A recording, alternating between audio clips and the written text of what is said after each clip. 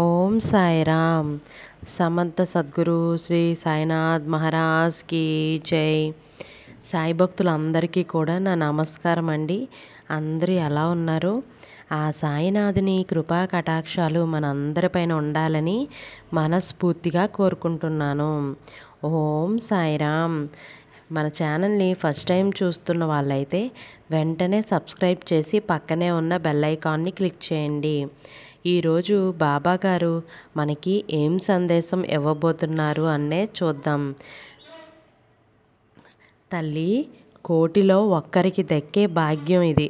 చూసిన క్షణమే నువ్వు ఆ హనుమంతుని చేతిలో మెరుస్తున్న తేజస్సును తాకి చూడమ్మా, నీ కోరిక వెంటనే తీరుతుంది అని చెప్పి ఈరోజు మనకు బాబాగారు తెలియని సందేశాన్ని ఇవ్వబోతున్నారండి. నిజంగా ఈరోజు కోటిలో ఒక్కరికి దక్కే భాగ్యమేనండి. ఎవరైతే ఈ భాగ్యాన్ని అందుకుంటున్నారో ఖచ్చితంగా వారి జీవితంలో హనుమాన్ చేతిలో ఉన్న తేజస్సు అయితే మీ ఇంట్లో వచ్చి వాలుతుంది. మరి తప్పకుండా బాబాగారు చెప్పేది ఈరోజు శ్రద్ధగా విని బాబాగారు ఏం చెప్పాలి అనుకుంటున్నారు అంతా కూడాను మీ జీవితంలో మనం ఏం కోల్పోతున్నామో తిరిగి అది పొందడానికి ఈ అవకాశం ఒక వరంలాగా చూద్దాం రండి. అలాగే ఈరోజు శనివారం నాడు ఆ హనుమాన్ని పూజించినట్లయితే మీరు కోల్పోయినటువంటి ఉద్యోగం కానీ మీకున్న సమస్యలు అన్నింటి నుంచి కూడాను మీకు విముక్తి అనేది కలుగుతుంది. శనివారం రోజు హనుమాన్ని పూజించటం, హనుమంతునికి ఆకు పూజ చేయించటం వల్ల ఎన్నో శుభకార్యాలు, ఎంతో సంతోషకరమైన విషయాలు కూడా తెలుసుకోగలుగుతారు. ఒక వరంగా తీసుకుందాం. జీవితంలో కోల్పోయినది మళ్ళీ తిరిగి రావాలని ఎదురు చూస్తున్నావు కదా, కానీ అది ఎందుకు నీకు తిరిగి దక్కటం లేదు అని మళ్ళీ దాని గురించి ఆలోచిస్తూ మదన పడుతున్నావు కదా తల్లి. దానికోసం అయితే ఇక నువ్వు చింతించిన అవసరం లేదు. జీవితంలో కోల్పోయింది తిరిగి దక్కించే బాధ్యత ఈ సాయిది. నీ కోరిక వెంటనే తీరిపోతుందమ్మా. నువ్వు కూడా కోటి మందిలో ఒక్కదానివి. ఈ భాగ్యం నీకు దక్కింది అంటే ఆ హనుమాన్ అనుగ్రహం కూడా నీకు దక్కిందనే అర్థం. తల్లి, జీవితంలో ఒక ఆశయాన్ని పెట్టుకున్న వాళ్ళు, ఏదైనా సాధించాలి అన్న పట్టుదలతో ఉన్నవాళ్ళు ఒక్క మార్గాన్ని ఎంచుకుంటే చాలు, నీ జీవితం ఎంతో సుఖమయం అవుతుంది. ఆనందమయ జీవితానికి ఏకైక మార్గం ధ్యానం. భగవాన్ నామస్మరణం చేస్తూ ధ్యానంలోకి వెళ్ళాలి. ధ్యానం ఒత్తిళ్ళ నుంచి, అలజడ నుంచి బయటపడేస్తుందమ్మా. నాడీ మండలాన్ని, నీ మనసును పటిష్టం చేస్తుంది తల్లి. శరీరం నుంచి విష పదార్థాలను తొలగించి అన్ని విధాలుగాను సమర్థుని చేస్తుందమ్మా. శరీరంలో తగ్గిపోయే శక్తిని నింపుకునేందుకు ఏకైక మార్గం దైవ మార్గం. దైవాన్ని నువ్వు ధ్యానం చేయగలిగితే నువ్వు కోల్పోయింది తిరిగి దక్కించుకోగలవు. నీ చుట్టూ ఉన్నవాళ్ళు నిన్ను అన్యాయంగా పలు మాటలు అన్నా కానీ పట్టించుకోవద్దు. ఎందుకంటే ఆ మాటలు నీకేమీ గుచ్చుకోవు. జీవితంలో ప్రతి మనిషి, ప్రతి జీవి అన్నింటిలోనూ బాధలను అనుభవించి తీరాల్సిందే. కాకపోతే ఆ కర్మలు అనేవి శాశ్వతం కావు అని మాత్రం గుర్తుంచుకో. మనిషి ఆశకు అంతు ఉండదు. ఎంత ఉన్నా ఇంకా ఏదో కావాలనే కోరిక ఉంటుంది. భగవంతుడు ఇచ్చిన దానితో తృప్తి పడటం మానవ ధర్మం. లేని వాటి కోసం చేతులు చాచకూడదు. ఎంత పుణ్యం చేసుకుంటే అంత ఫలితం అయితే పరమాత్ముడు ప్రసాదిస్తాడు. ఈ సృష్టిలో ఆయనకి అందరూ సమానమే తల్లి. జీవితంలో నేను కోల్పోయింది నేను తిరిగి పొందగలను. సాయి అన్న నమ్మకంతో నువ్వు ఉంటే ఖచ్చితంగా ఆ పట్టుదలతో నువ్వు ముందడుగు వేస్తే ప్రతి అడుగులోనూ నీకు నీ సాయి ఉంటాడు. తల్లి, నువ్వు నన్ను తండ్రి స్థానంలో ఉంచావు కదా, మరి తదేకంగా ఈ సాయిని చూస్తూ ఉంటే, తదేకంగా ఈ సాయి నామాన్ని ఉచ్చారణ చేస్తూ ఉంటే నీ సాయి నీ దృష్టిని, నీ పలుకుల్ని గమనిస్తూ ఉంటాడు. మిమ్మల్ని ఆపద కాలంలో నుండి ఆదుకోవడానికి ఎప్పుడు సిద్ధంగానే ఉంటారు. నువ్వు గెలిచే వరకు నీ కథ ఎవ్వరికీ అవసరం లేదు. ఎవ్వరు వినిపించుకోరు కూడా. నీ కథ ఎవరికైనా చెప్పాలన్నా వినాలన్నా ముందు నువ్వు గెలవాలి. అందుకే ఏదైనా చెప్పాలి అనుకుంటే ఈ భగవంతునితోనే, అంటే నీ గురువుతో చెప్పుకో. ముందు నీ గురువుని గుర్తుపెట్టుకో.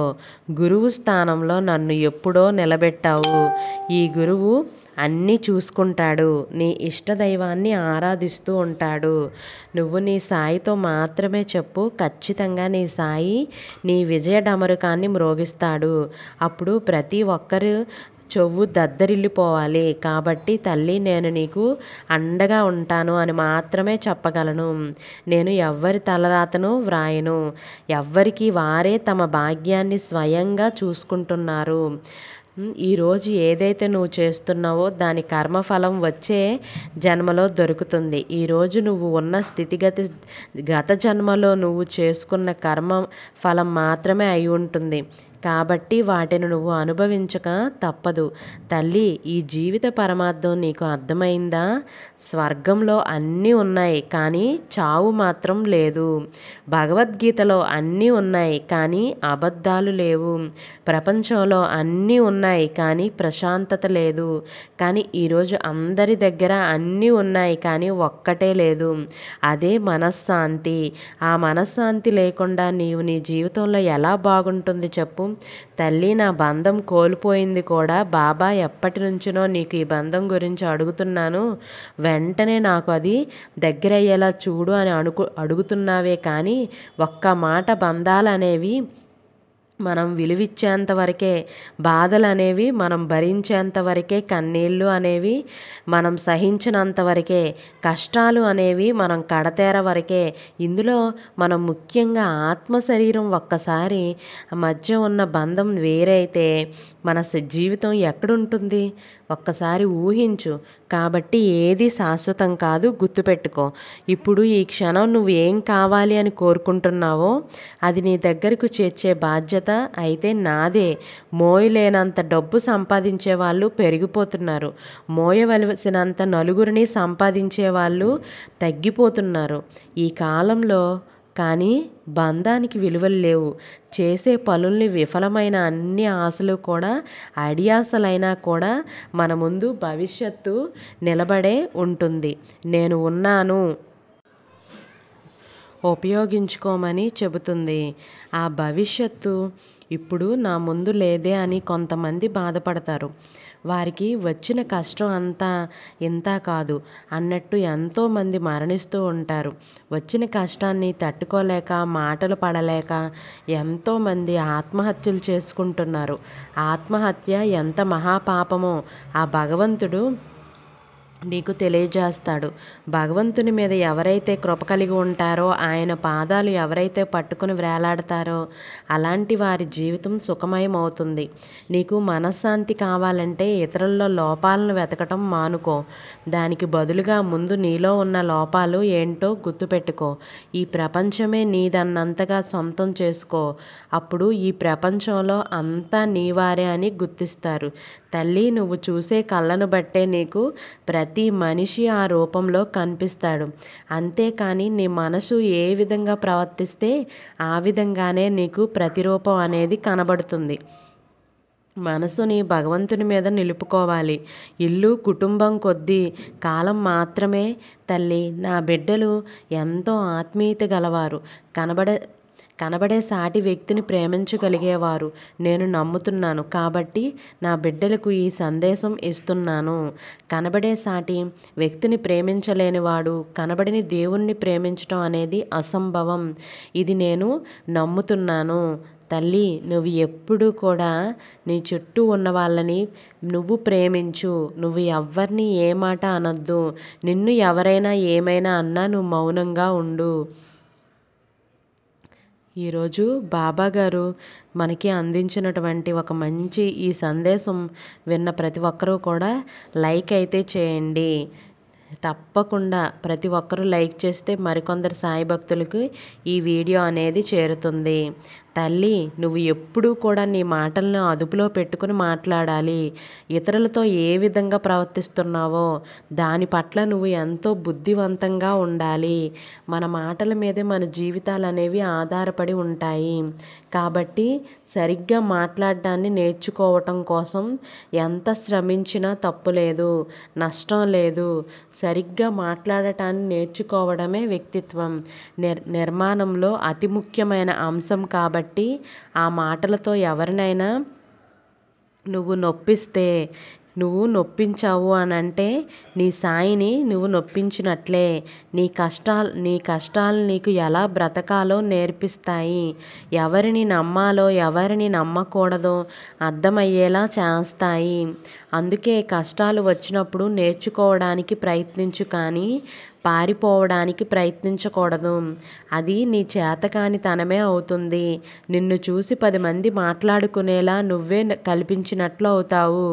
కాబట్టి వచ్చిన కష్టం గురించి సహనంతో ఆలోచించి చూడు.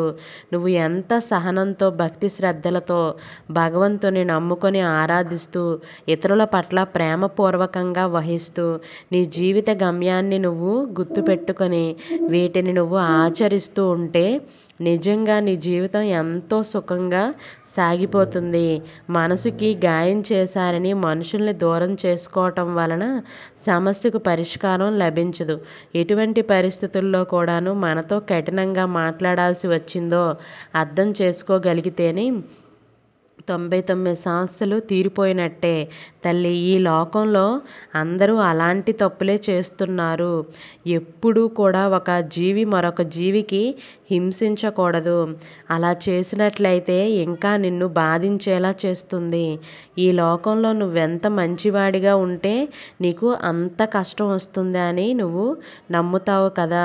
మరి బాబా, నేను నిన్నే నమ్ముకున్నాను, ప్రతి క్షణం సాయి నామాన్ని పలుకుతూ ఉంటాను, ఎక్కడికి వెళ్ళినా నా సాయి గుర్తు చేసుకుంటాను, ప్రతి క్షణం నీ నామం పలకనిదే ఏ పని చేయను. మరి ఇన్ని చేస్తున్నా, ఎంతో మంచివాడిగా ఉన్నా కూడా నాకు ఇన్ని కష్టాలు ఉన్నాయి. మరి ఏం చేయాలి?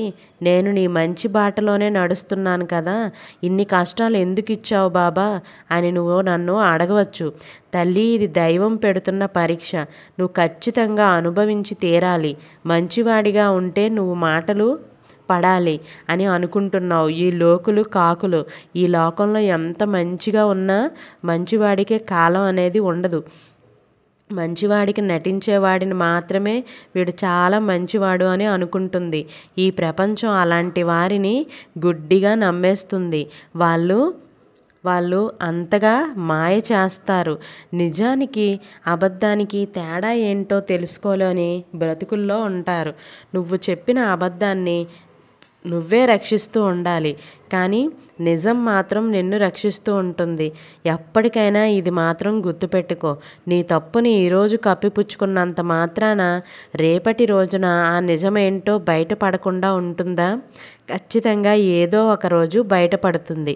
ఆ కష్టం ఖచ్చితంగా ఆ జీవి అనుభవించి తీరాలి. మరి ఎప్పుడూ కూడా ఎవరైతే భగవంతుణ్ణి నమ్ముకొని నేను ఇలాగే ఉంటాను, ఇలాగే బ్రతుకుతాను, ఎవరికీ హాని చేయను, నేను సాయి బాటలోనే నడుస్తాను, నేను సాయి పాదాల శరణు వేడాను, ఖచ్చితంగా నాకు సాయి అనుగ్రహం కలుగుతుంది, సాయి నన్ను ఎప్పటికీ వదిలిపెట్టడు అన్న నమ్మకంతో నువ్వు ఉండు చాలు. నీ ఆశయాన్ని నాకు వదిలిపెట్టు. నువ్వు ఎక్కడ ఉండాలో, నువ్వు ఏ స్థాయిలో ఉంచాలో, ఎందరితో నువ్వు ప్రశంసలు పొందుతావో అవన్నీ కూడా త్వరలోనే జరుగుతాయి తల్లి. నువ్వు వాటి గురించి చింతించకు. ఎప్పుడు నీ మనసు కలత చెందకుండా నీ ఆరోగ్యం పట్ల నువ్వు జాగ్రత్తగా ఉంటూ ఆనందంగా ఉండడానికి ప్రయత్నం చేయి. నువ్వు చేసే పని నీ అంతరాత్మకు సమాధానం చెప్పుకోగలిగితే చాలు. అందరికీ నచ్చేటట్టు చేయాలంటే దానికి నీ జీవితం సరిపోదు. కాబట్టి నీకు నచ్చినట్టుగా నువ్వు బ్రతకటానికి ప్రయత్నం చేయి. ఎవరో చెప్పారు ఏదో చేయాలని మాత్రం ప్రయత్నించకు. నీ మనసులో నువ్వేం చేయాలి ఉండాలి, ఈరోజు నేను ఎలా ఉండాలి, అందరితోనూ పోల్చుకోకుండా నీ స్థాయి ఏంటో, నువ్వు ఎక్కడ నిలబడాలి అని నువ్వు అనుకుంటే సరిపోతుంది. వాటి గురించి నువ్వే ఆలోచించు. ఒకరి నిర్ణయాలు నీకు అవసరం లేదు. నీ మనసులో ఏది అనిపిస్తే అది చేయడానికి ప్రయత్నం చేయి తల్లి. మనల్ని ఎంతోమంది పొగిడే వాళ్ళు ఉంటారు. మన చుట్టూ అంతా మంచివారే అని మనం భ్రమలో ఉంటాం. జనం ఎంత సులభంగా మనల్ని పొగుడుతారో అంతే సులభంగా నిందిస్తారు కూడా.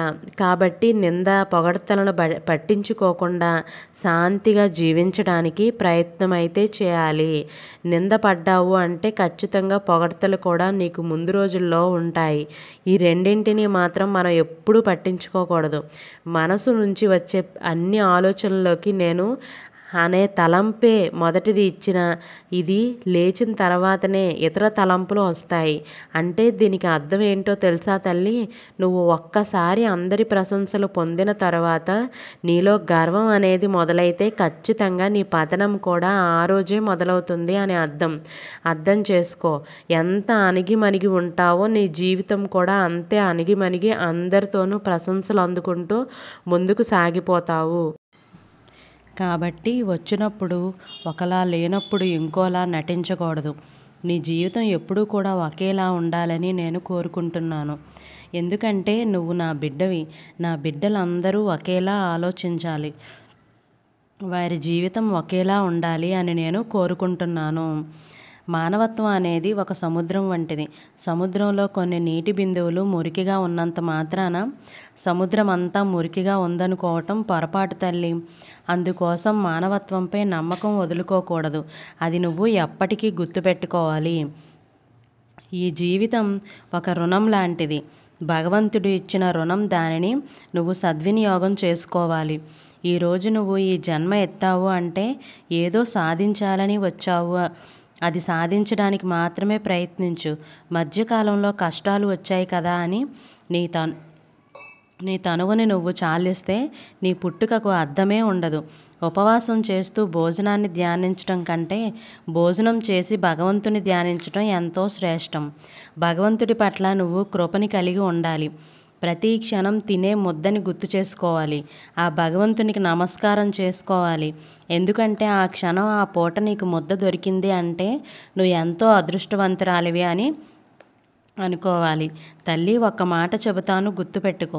ఏ స్థితిలో అయితే ప్రశాంతమైన మనసు నిలకడగా ఉన్న అనుభూతిని కలిగి ఉంటుందో అదే సమాధి. ఆ నిలకడగా ప్రశాంతగా ఉన్న మనసే దేవుడి నిజమైన రూపాన్ని అయితే దర్శించగలుగుతుంది.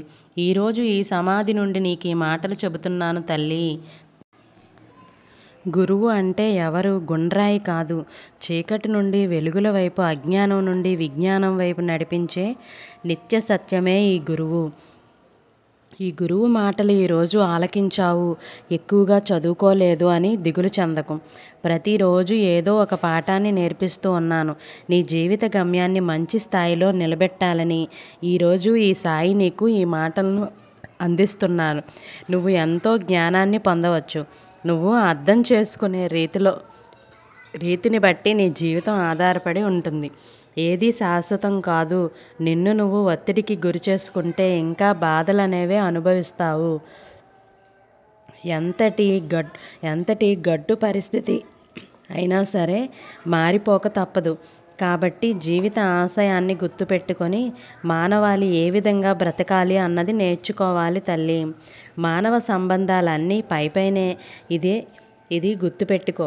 లోతుగా చూస్తే మనిషి ఒంటరివాడు. చుట్టూ ఎంతమంది ఉన్నా, ఆత్మీయత పేరుతో ఎంత దగ్గరకు తీసుకున్నా ఒంటరివాడే ఈ లోకంకి. ఒంటరిగా వచ్చిన మనిషి ఒంటరిగా వెళ్ళిపోవాల్సిందే. ఇది గుర్తుపెట్టుకో.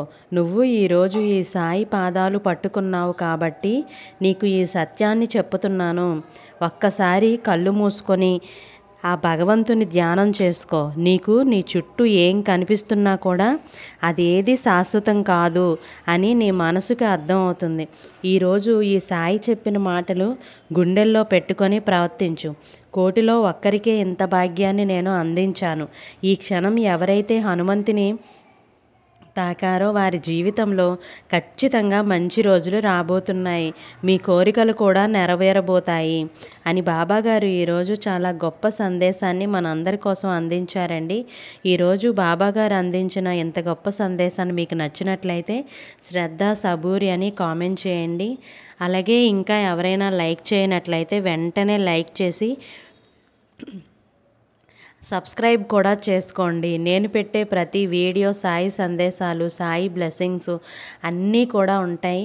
ఇంకా ఎవరైనా సాయి సచ్చరిత్ర వీడియోస్ చూడనట్లయితే కిందని ప్లేలిస్ట్ ఉంటుంది. ఆ ప్లేలిస్ట్లో మీకు ఆ పారాయణం విన్నట్లయితే ఉద్యోగపరంగా ఇబ్బంది పడుతున్న వాళ్ళకి, మానసిక ఇబ్బందులు కానీ, ఆరోగ్యపరంగా ఇబ్బందులు పడుతున్న వాళ్ళు కానీ, పారాయణం చేసుకోలేని వాళ్ళు ఆ పారాయణం కథలు వింటూ ప్రతిరోజు వింటూ ఉండండి. మీ మనసుకి ఎంతో ప్రశాంతంగా అయితే ఉంటుంది.